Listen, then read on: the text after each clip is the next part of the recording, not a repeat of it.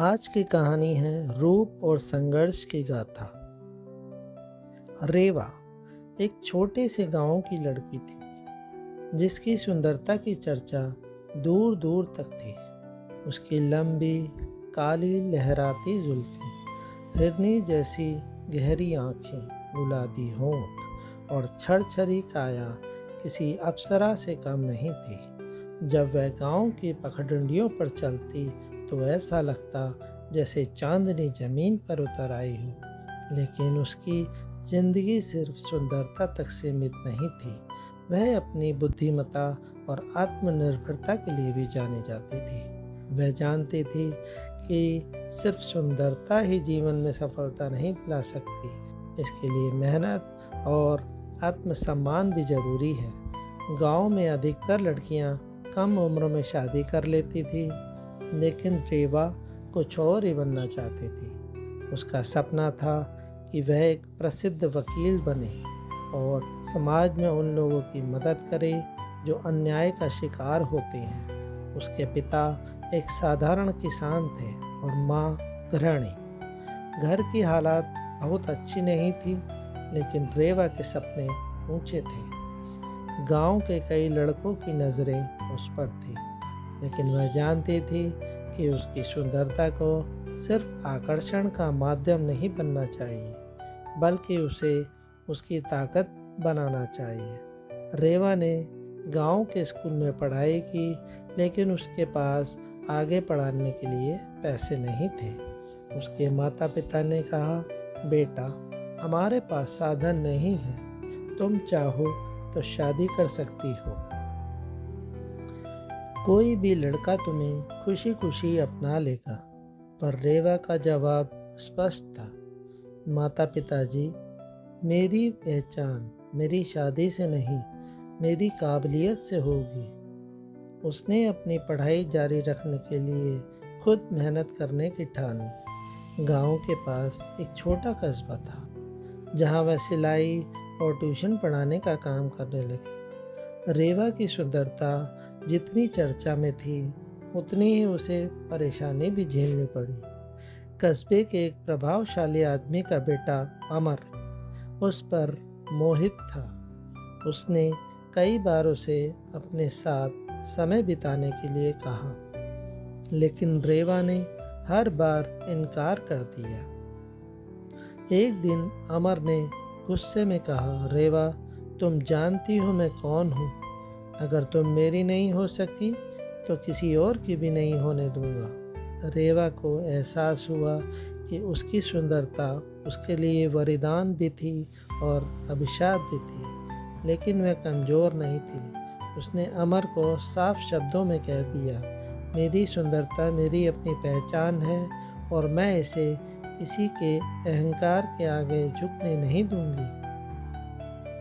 अगर तुमने दोबारा ऐसी हरकत की तो मैं कानूनी कार्रवाई करूंगी। रेवा की यह हिम्मत देखकर गांव और कस्बे की कई लड़कियां प्रेरित हुई। वे उसके पास आई और कहा, हम भी अपने जीवन में कुछ करना चाहते हैं, लेकिन समाज हमें आगे नहीं बढ़ने देता। रेवा ने उन्हें प्रेरित किया, अगर तुम खुद पर विश्वास रखोगी और मेहनत करोगी तो कोई भी तुम्हें रोक नहीं सकता। धीरे धीरे रेवा की मेहनत रंग लाई। उसने अपनी पढ़ाई पूरी की और वकालत की डिग्री हासिल की। अब वह एक प्रसिद्ध वकील बन चुकी थी, जो खास तौर पर महिलाओं को न्याय दिलाने में मदद करती थी। एक दिन उसे पता चला कि अमर अब भी अपनी पुरानी आदतों से बाज नहीं आया था।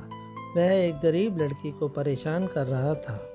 रेवा ने बिना समय गंवाए उस लड़की की ओर से केस लड़ा और अमर को कानून के कटघरे में खड़ा कर दिया। अब अदालत में रेवा अपनी बात रख रही थी, तब उसके आत्मविश्वास और ज्ञान को देखकर जज भी प्रभावित हुए। अतः अमर को उसके किए की सज़ा मिली और गांव में एक नई जागरूकता आई। लोग अब समझ चुके थे कि महिलाओं को उसकी सुंदरता के लिए नहीं, बल्कि उनकी काबिलियत और आत्मनिर्भरता के लिए सम्मान दिया जाना चाहिए। रेवा की कहानी सिर्फ उसकी सुंदरता की नहीं, बल्कि उसके संघर्ष, आत्मसम्मान और सपनों की थी। उसने साबित कर दिया कि सौंदर्य का असली अर्थ सिर्फ चेहरे की चमक में नहीं, बल्कि आत्मनिर्भरता और साहस में होता है। रेवा की ज़िंदगी अब बदल चुकी थी। वह अब सिर्फ गांव की खूबसूरत लड़की नहीं, बल्कि एक सफल वकील भी थी। उसकी पहचान उसकी सुंदरता से ज़्यादा उसके आत्मनिर्भर व्यक्तित्व से थी। लेकिन उसकी ज़िंदगी में एक ऐसा मोड़ आने वाला था जिसे वह कभी सोच भी नहीं सकती थी। एक दिन उसे एक अनजान नंबर से फ़ोन आया। दूसरी तरफ से एक भारी आवाज़ आई। तुम्हें लगा कि मैं तुम्हें अमर को सज़ा दिलाकर कहानी ख़त्म कर दी। असली खेल तो अब शुरू होगा। रेवा के चेहरे का रंग उड़ गया। वह कौन था? क्या अमर के परिवार ने बदला लेने का फैसला किया था? कुछ दिनों तक सब कुछ सामान्य रहा, लेकिन फिर अजीब घटनाएं होने लगी। रेवा की कार के ब्रेक फेल हो गए। उसकी लॉ फर्म के ऑफिस में चोरी हुई और एक रात उसे लगा जैसे कोई उसके घर के बाहर खड़ा है। रेवा जानती थी यह कोई इत्तेफाक नहीं है। उसे धीरे धीरे पता चला कि अमर के पिता रंजीत ठाकुर, जो एक प्रभावशाली नेता थे, ने अपने बेटे की बेइज्जती का बदला लेने की कसम खाई थी। लेकिन वो सीधे हमला नहीं कर रहे थे, बल्कि उसे डराकर झुकाने की कोशिश कर रहे थे। इसी बीच रेवा की ज़िंदगी में अद्वैत नाम का एक शख्स आया। अद्वैत उसका कॉलेज का दोस्त था, जो हमेशा से उसे पसंद करता था, लेकिन उसने कभी अपने दिल की बात नहीं कही थी। अब अद्वैत एक सफल जर्नलिस्ट था। उसने रेवा की कहानी पढ़ी थी। जब उसने सुना कि रेवा को धमकियां मिल रही है, तो वह खुद उससे मिलने चला आया। रेवा, तुमने पूरी ज़िंदगी संघर्ष किया है। तुम किसी के डराने से हार मानने वालों में नहीं हो। मैं तुम्हारे साथ हूँ, अद्वैत ने कहा। रेवा को महसूस हुआ कि उसकी लड़ाई सिर्फ अब उसकी नहीं थी, अब उसके साथ खड़े होने वाले लोग भी थे। रेवा ने अपने खिलाफ हो रही घटनाओं की शिकायत पुलिस से कर दी, लेकिन रंजीत ठाकुर जैसे लोगों पर कानून इतनी आसानी से हाथ नहीं डालता। एक रात जब रेवा अपने ऑफिस में लौट रही थी, तब अचानक उसकी गाड़ी के सामने एक ट्रक आ गया। किसी तरह वह बाल बाल बची, लेकिन यह साफ था कि यह सिर्फ चेतावनी थी। अद्वैत ने इस घटना को अपनी न्यूज़ एजेंसी में छापा, जिससे यह मामला और बड़ा हो गया। अब पूरा मीडिया रेवा के साथ खड़ा हो गया था। लेकिन कहानी में असली ट्विस्ट तब आया जब रेवा को अपनी माँ के पुराने कागजों में कुछ ऐसा मिला जो उसके होश उड़ा देने के लिए काफ़ी था। वो को अपने जन्म प्रमाण पत्र के साथ एक पुराना खत मिला। उसमें लिखा था, रेवा, अगर तुम कभी यह खत पढ़ रही हो तो जान लो कि तुम्हारा जन्म एक आम परिवार में नहीं हुआ था। तुम असल में रंजीत ठाकुर की ही बेटी हो। लेकिन जब तुम्हारी माँ को पता चला कि वह एक क्रूर आदमी है, तो उन्होंने तुम्हें बचाने के लिए तुम्हारी पहचान छुपा दी। रेवा के पैरों तले जमीन खिसक गई। जिस आदमी के खिलाफ वह लड़ रही थी, वही उसका असली पिता था।